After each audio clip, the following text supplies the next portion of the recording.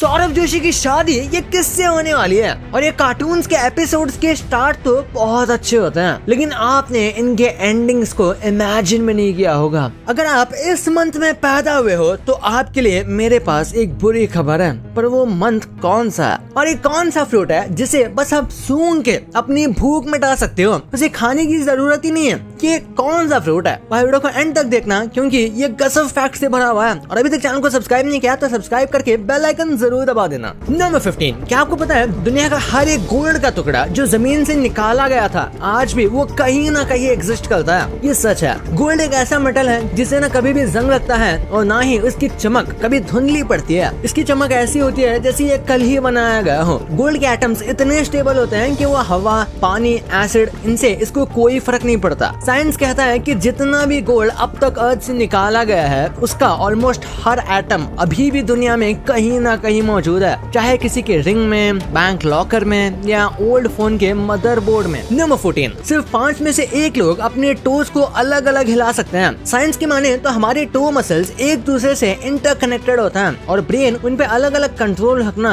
नहीं सीखा। लेकिन रिसर्च कहता है कि सिर्फ 20% ऐसे लोग हैं जिनका टो एक्चुअली में अलग अलग मूव होता है, जैसे डांसर्स, योगीज या वो लोग जो बेयरफुट वॉक कर सकते हैं। तो अगर आप अपने टोज इंडिविजुअली हिला सकते हो तो आप रेयर हो। नंबर 13, अगले टाइम जब आप यौन करो तो ये सोचना मत भूलना। कहते हैं कि एक मेल घोस्ट उसी वक्त आपके अंदर घुस जाता है। कई एंशिएंट कल्चर्स इस पे बिलीव करते हैं कि जब यौन किया जाता है तो हमारी बॉडी वल्नरेबल होती है और ये घोस्ट या स्पिरिट के लिए एक मूवमेंट होता है जिससे वो हमारे बॉडी के अंदर एंटर कर सके। इस फैक्ट का कोई भी साइंटिफिक बेस नहीं है, लेकिन ये पहले के कल्चर्स में बहुत बिलीव किया जाता था। नंबर 12, क्या आपको पता है ज्यादातर सीरियल किलर्स नवंबर में पैदा होते हैं। कुछ साइकोलॉजिकल स्टडीज ने ऑब्जर्व किया कि नवंबर बॉर्न लोग थोड़े ज्यादा सीक्रेटिव और इंटेंस नेचर के होते हैं, जो ज़ोडिएक साइन स्कॉर्पियो और सैजिटेरियस से लिंक्ड है उनके। पर इसका ये मतलब नहीं कि हर नवंबर बॉर्न डेंजरस है। सीरियल किलर्स का बिहेवियर जेनेटिक्स, अपब्रिंगिंग, ट्रॉमा और एनवायरनमेंट पर डिपेंड करता है, बर्थ मंथ पे नहीं। ये ज्यादातर फैक्ट कोइंसिडेंस और मिथ से इंस्पायर्ड है, पर हाँ क्रीपी तो लगता है सोचने में। नंबर 11, ग्रीन एप्पल की सिर्फ खुशबू लेने से आप अपना वेट कम कर सकते हैं। ये फैक्ट वियर्ड लग सकता है, लेकिन साइंस कहती है कि ग्रीन एप्पल की स्मेल एक्चुअली क्रेविंग को सप्रेस करती है, स्पेशली शुगरी या फैटी फूड के क्रेविंग्स को। 2005 में एक स्टडी हुई जिसमें लोगों को जब ग्रीन एप्पल या पेपरमिंट की स्मेल रेगुलरली दी गई तो उनका एपेटाइट और वेट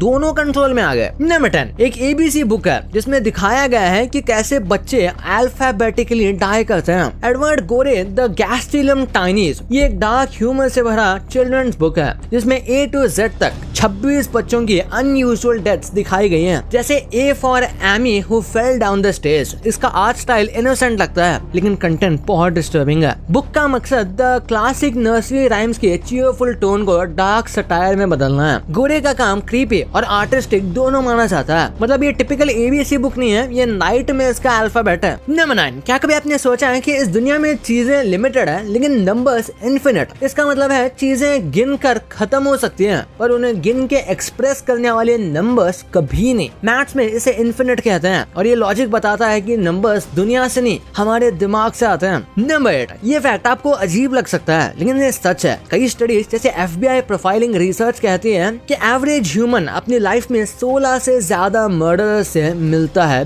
बिना जाने। सीरियल किलर्स यूजुअली नॉर्मल दिखते हैं तो मॉल, मेट्रो या किसी रैंडम बस में हो सकता है आपके आसपास कभी भी कोई डेंजरस आदमी हो। तो हमेशा याद रखना, डोंट जज a book by its cover. Number 7, आप जब तक ये फैक्ट सुन रहे हैं तब तक मैकडॉनल्ड के आउटलेट से 300 बर्गर्स जा चुके हैं। नहीं समझे? ग्लोबली मैकडॉनल्ड्स हर सेकंड 75 बर्गर्स बेचता है, मतलब हर मिनट 4500 और हर घंटे 2,70,000। मैकडॉनल्ड्स के पास दुनिया भर में 100 से भी ज्यादा कंट्रीज में 40,000 से भी ज्यादा आउटलेट्स हैं। वाह। नंबर 6, जब हम सपना देख रहे होते हैं तो हमारा दिमाग एक अमेजिंग ट्रिक करता है। उस समय हमारी बॉडी टेम्पोरेरीली पैरालाइज्ड हो जाती है और इस प्रोसेस को कहते हैं रेम अटोनिया। ये एक नेचुरल प्रोसेस है जो हमें इसलिए होता है ताकि हम अपने सपनों के एक्शंस को रियल लाइफ में ना रिपीट कर दें। जरा सोचो, अगर आप अपने सपने में भाग रहे हो या किसी से लड़ रहे हो और वो रियल में हो जाए तो क्या होगा? इस वजह से ब्रेन बॉडी को सुला देता है, लेकिन कभी भी यही पैरालिसिस जगते वक्त भी हो जाता है, जिसे स्लीप पैरालिसिस कहते हैं और ये काफी डरावना एक्सपीरियंस है एक्चुअली। नंबर 5, एक बार लंदन का आइकॉनिक बिग बेन क्लॉक 27 मई 2005 को रात के 10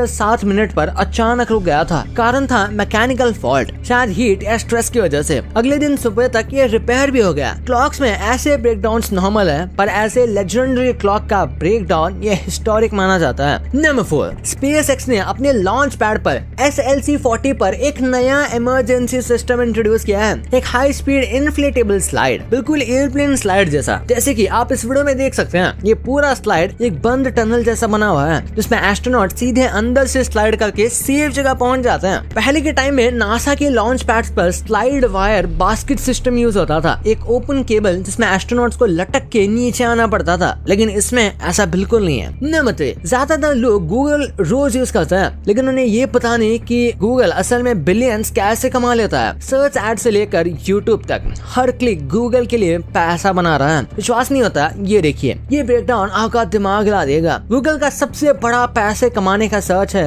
एडवर्टाइजिंग, जहाँ से वो $164 बिलियन कमाता है, और ऊपर एड्स दिखते हैं, वो भी इसमें काउंट होते हैं। यूट्यूब एड से लगभग $40 बिलियन का रेवेन्यू आता है। गूगल नेटवर्क एड्स जो दूसरी वेबसाइट्स पर दिखते हैं, और गूगल क्लाउड सर्विसेज से 33 बिलियन का प्रॉफिट आता है, जिसे कंपनीज और डेवलपर्स यूज करते हैं। और बाकी के सोर्सेज जैसे प्ले स्टोर, हार्डवेयर और सब्सक्रिप्शन से 29 बिलियन तक आ जाता है। इन सबसे गूगल का नेट प्रॉफिट बनता है $73.8 बिलियन, यानी कि गूगल का हर यूजर उनके लिए पैसे कमाने की मशीन बन चुका है। नंबर 2, हमारे बचपन का सबसे आइकॉनिक कार्टून, चाहे बेंटन हो या Oggy and the cockroaches, Doraemon हो या शिनचैन, उनकी यादें आज भी हमारे दिल में जिंदा है, लेकिन उनके आखिरी एपिसोड्स काफी लोगों को याद नहीं। तो चलिए जानते हैं। 5th पे है बेन 10। बेन 10 के फाइनल एपिसोड में मल्टीवर्स के सारे बेन इकट्ठा होते हैं एक पावरफुल विलन से लड़ने के लिए, और ट्विस्ट ये होता है कि विलन खुद बेन 10 का इविल वर्जन होता है। 4 पे है ऑगी के लास्ट एपिसोड में कॉकरोचेस जैक को इतना तंग करते हैं कि उसे लगता है कि वॉर हो गई है, लेकिन एंड में ये सिर्फ एक प्रैंक निकल जाता है और जैक तीनों कॉकरोचेस को सजा देता है। 3 पे है निंजा हथौड़ी का लास्ट एपिसोड। ये एपिसोड सबसे अलग था। पूरे एपिसोड्स में हथौड़ी दिखाई नहीं देता, और विलन केमुजो, केनिची और यूमिको के बीच मिसअंडरस्टैंडिंग क्रिएट करने की कोशिश करता है, लेकिन हर बार की तरह फेल हो जाता है। 2nd पे है डोरेमोन। डोरेमोन का कोई ऑफिशियल एंडिंग एपिसोड तो नहीं बताया गया, लेकिन एक इमोशनल फैन मेड एंडिंग के मुताबिक डोरेमोन की बैटरी डेड हो जाती है, और नोबिता बड़ा होकर साइंटिस्ट बनता है और डोरेमोन को ठीक करता है। और 1st पे जो है वो है शिनचैन। शिनचैन का सो कॉल्ड ट्रैजिक एंड, जिसमें कहा गया है कि शिनचैन और हिमावारी की डेथ हो गई है। पूरा शो उनकी माँ की डायरी पे बेस्ड था,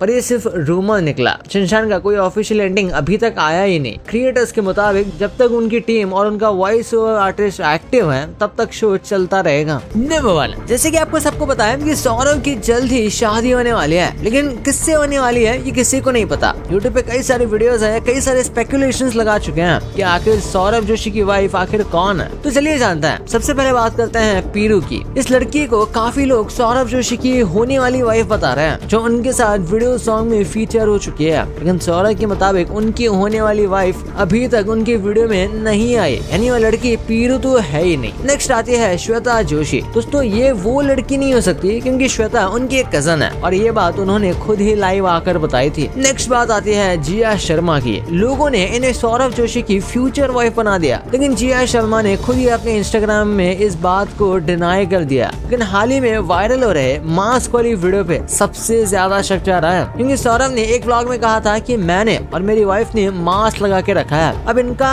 नाम तो किसी को नहीं पता, लेकिन सौरभ जोशी ने अपने फैन से खुद ही प्रॉमिस किया है कि वो अपने होने वाली वाइफ का फेस खुद रिवील करेंगे। बस अपने आप से स्पेकुलेशंस ना बनाया जाए, ये उनकी दरख्वास्त है। तो आपको क्या लगता है दोस्तों, आखिर कौन हो सकता है सौरभ जोशी की फ्यूचर वाइफ? भाई ये तो आपको पता चल गया, पर सोशल मीडिया पे फेमस हुए ये लोग आज क्या कर रहे हैं? और बचपन में ये जो आप इमेजिनरी क्रीचर्स को देखते थे, क्या ये सच में एग्जिस्ट करते हैं? और कैसे ये जो वर्ड है ओके, इसमें एक पूरा का पूरा आदमी छुपा हुआ है, वो कैसे इस वीडियो में पता चलेगा? तो इस वीडियो को जाके अभी देखो, यही पर है। और अभी तक इस वाली वीडियो को लाइक नहीं किया तो इस वीडियो को लाइक करके चैनल को सब्सक्राइब जरूर कर देना। तो मिलते हैं अगले वीडियो में, तब तक के लिए बाय।